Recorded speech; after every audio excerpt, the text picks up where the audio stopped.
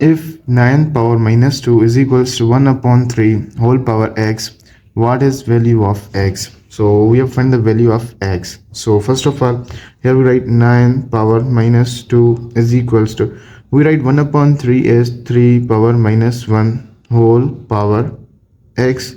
So now we write 9 power minus 2 is equals to, we write 3 power, multiply power with powers, it's equals to minus x. So now we write 9 is 3 square whole power minus 2 is equals to 3 power minus x.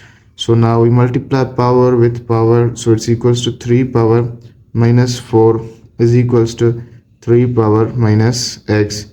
So 3 and 3 cancel, minus 4 is equals to minus x, minus and minus cancel, x is equals to 4. So the value of x is equals to 4.